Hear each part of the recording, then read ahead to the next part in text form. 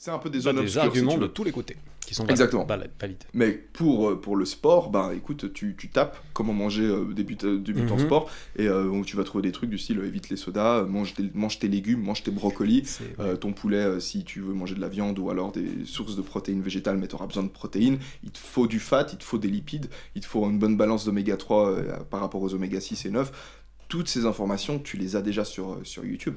Et au bout d'un moment, il faut arrêter de penser que... Il faut arrêter de chercher au bout d'un moment, j'ai l'impression. C'est exactement ça. Ce qu'il ne faut pas oublier, ce qui est très difficile quand on est débutant, qu'on veut faire bien, c'est que tu les connais, les réponses. Elles sont évidentes. Ouais. Tu sais très bien ce que tu devrais plus ou moins manger ou pas manger. Le plus important, c'est de t'y mettre. Tu vois, j'ai envie de dire, les habitudes alimentaires d'un débutant, partons du principe que tu t'entraînes correctement, que tu sais ce que tu fais. Ton alimentation, tu n'as pas besoin de la réfléchir beaucoup. Quand tu es débutant, tu peux manger à peu près sainement, et sainement c'est facile à savoir ce que ça veut dire, tu vas avoir plein de progrès. Si tu veux devenir un bodybuilder ou un athlète de très haut niveau, là forcément il va arriver un moment donné, il va falloir se plonger dans les détails. Mais 20% des trucs que tu peux penser à faire vont te donner 80% des résultats la plupart du temps.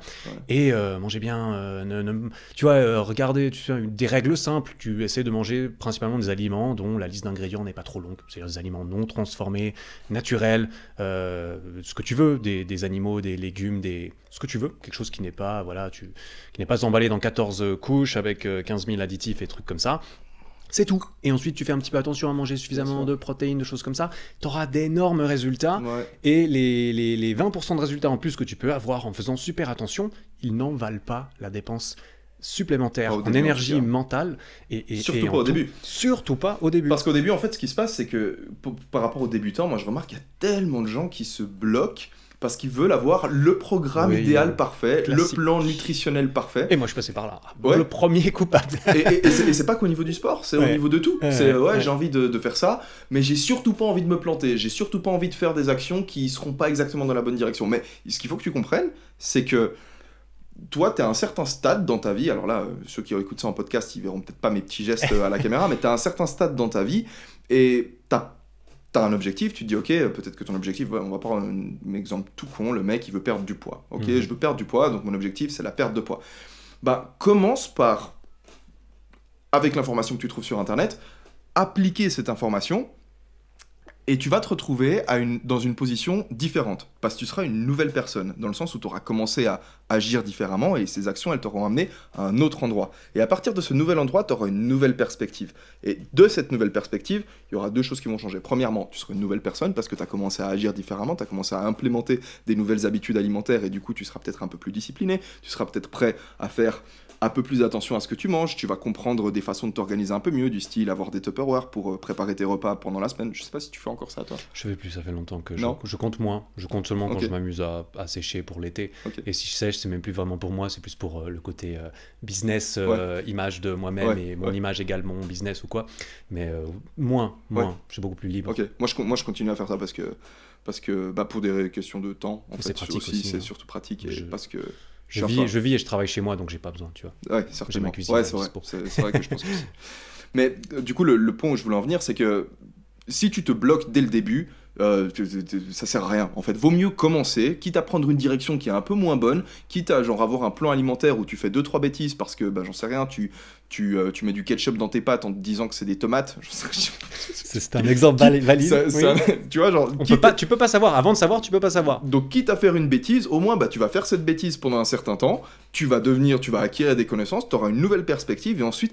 Et en fait, tu vois, tu vas pas avoir une progression linéaire, toute droite, en ligne droite via ton objectif, mais au moins, tu vas un peu tituber, et c'est ce zigzagement, quelque part, ce parcours pas rectiligne, qui va faire partie de ton expérience, qui va t'en apprendre beaucoup plus sur toi-même, et t'as besoin d'expérimenter. Des fois, t'as besoin de te cogner la tête contre un mur pour comprendre que c'était pas la bonne solution, et que c'est pas drôle de se taper la tête ou de caresser un mur avec ta tête. T'as besoin de faire ça. Et en gros, commence peut-être par les petites choses qui sont des valeurs sûres, comme tu as dit, tu vois, genre le 80%. Mange des fruits et des légumes, tu le sais, on n'a pas besoin de te le dire, tu le sais. Bois de l'eau. Bois pas de coca, bois pas de boissons sucrées, limite les sucres ajoutés dans ce que tu manges. Mais oui, mais alors, est-ce que je dois éviter les fruits parce qu'il y a du sucre? On s'en fout, les fruits, c'est bon, c'est pas la bonne question. Est-ce que je dois faire 6 séries de 8 pompes ou c'est mieux si je fais 4 séries de 12 pompes? Exactement. Mec, ça. Fais tes pompes. Voilà. Fais tes pompes. Ta gueule et pompe. Non, mais c'est juste ça, je te jure. Je te jure. Mais en fait, moi, la raison pour laquelle ça me prend à cœur, c'est que j'étais pareil. Ouais, mais bien sûr, mais pendant tellement longtemps.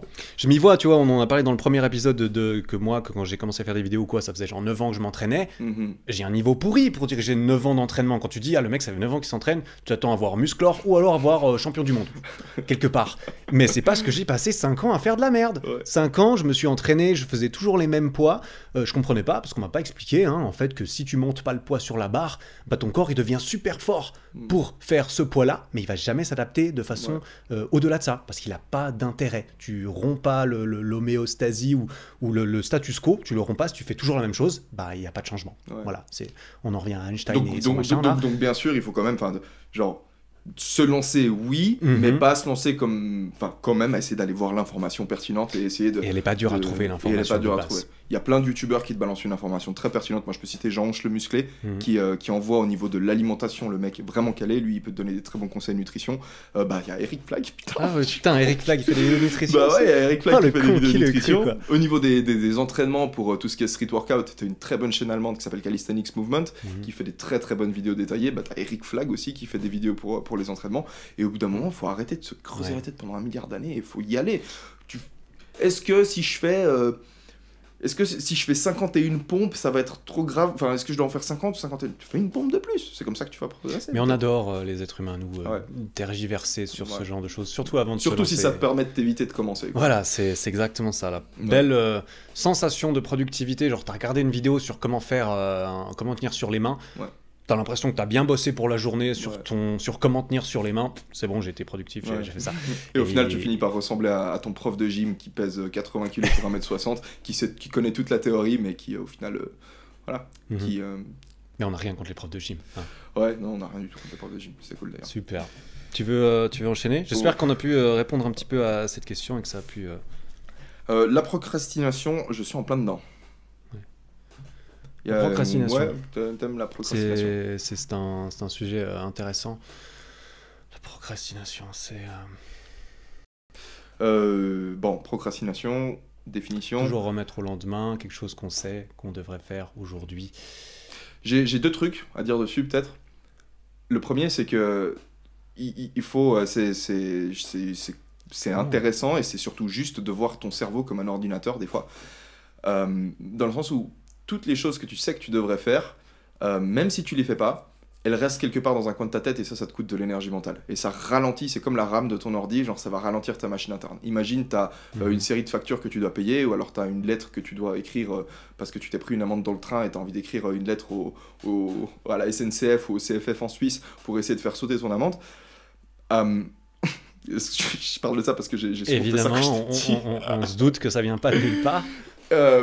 Si tu sais que ce truc-là, tu dois le faire, mais que tu le fais pas, en fait, il va y avoir plusieurs moments dans ta journée, ou peut-être c'est une fois par jour, ou une fois tous les 2 jours, où tu vas y penser, et tu vas pas le faire. Et en fait, tous ces moments où tu vas y penser, ça te pompe de l'énergie, et de toute façon, tu dois le faire. Donc si de toute façon, tu dois le faire, fatigue-toi pas, prends l'habitude de directement faire le truc. La procrastination, c'est hyper destructeur d'un point de vue productivité, parce que tu te fatigues, tu t'encombres le cerveau de choses que tu sais que tu devrais faire à un moment donné ou à un autre.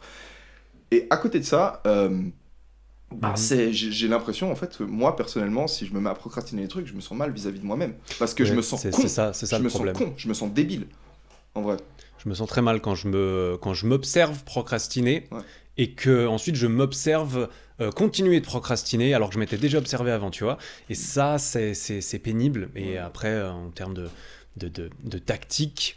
Comment vaincre la procrastination? Il y en a qui mettent en avant une méthode qui est intéressante, j'ai déjà essayé, qui marche assez bien. Après, ça marche mieux que certaines personnes. Un truc du style méthode des 3 secondes ou des 5 secondes. C'est-à-dire quand tu sais que tu dois faire quelque chose, tu as 3 secondes pour t'y mettre. Et c'est tout. T'as pas le droit de prendre plus que 3 secondes pour... Oh putain, la vaisselle de hier soir a fini. Go, tu vas la faire direct parce que tu perds du temps, de l'énergie à Et elle va te faire, non, cette vaisselle, elle va pas disparaître. À rationaliser le fait que tu peux la faire tremper 4 heures parce que ça sera plus rapide de la nettoyer derrière. Non, ça sera pas plus rapide. J'ai eu une discussion comme ça avec un de mes colocataires quand j'étais à l'université de Lausanne, justement par rapport à la vaisselle, parce que les colocations, c'est classique, la vaisselle. T'en as toujours un qui a une conception de la propreté différente que l'autre, et du coup forcément, t'en as un qui va être plus sensible à la saleté, et le mec le plus sensible à la saleté dans une coloc, c'est celui qui finit par toujours faire le nettoyage parce que il en peut plus avant les autres. Et en fait, c'était mon cas. Tu vois, genre j'aime bien quand les choses sont propres, et surtout la vaisselle. Enfin, la vaisselle, c'est l'exemple le plus flagrant de procrastination. Je pense que tous ceux qui vivent seuls ou alors qui vivent chez leurs parents qui font la vaisselle, bref, tous ceux qui ont fait la vaisselle une fois dans leur vie savent que c'est plus facile de faire la vaisselle quand l'aliment n'a pas encore séché sur les assiettes ou au fond de la casserole que plus loin. Et en fait, c'est ça le truc, c'est que t'attends de faire ta vaisselle. Ça va non seulement te pomper de l'énergie de réfléchir à chaque fois, il faut que je fasse la vaisselle, pardon, j'ai de la peine à parler. Mais en plus de ça, ce sera plus dur au moment où tu la feras. T'as une facture à payer, tu reçois ta facture à la maison. T'attends, tu la laisses sur le coin de ta table. À chaque fois que tu la vois sur ton bureau, ça te fait chier de la voir. Et au bout d'un moment, tu reçois un deuxième papier. Et c'est quoi ce papier ? C'est la même facture avec 20 balles de frais de rappel. Les problèmes, ils disparaissent pas. Et ils ont tendance à devenir plus grands. Ils grandissent, ils font des bébés. Et dès que tu as un truc que tu sais que tu vas devoir affronter à un moment donné ou à un autre, va l'affronter tant qu'il est encore petit. Fais ta vaisselle tant qu'elle est encore fraîche. Tant que tu peux encore décoller la sauce tomate de ta casserole sans devoir gratter comme un acharné. C'est horrible la procrastination. Hein. C'est terrible. Je comprends pas comment tu... Parce que moi aussi, je procrastine. Enfin, on donne des conseils, mais c'est de la théorie. Hein, c'est pour ça que c'est pas toujours facile de donner des conseils quand tu te sens pas complètement légitime à ce propos. Il faut croire qu'on nous donne une certaine crédibilité vu qu'on nous pose cette question, mais ça n'empêche que après, au final, la procrastination, vaincre la procrastination, c'est une action en soi, c'est un muscle, tu vois. Pour vaincre la procrastination, tu engages un muscle, soit un muscle cérébral ou de discipline à chaque fois. Plus tu l'engages, plus tu le renforces, plus ça devient facile.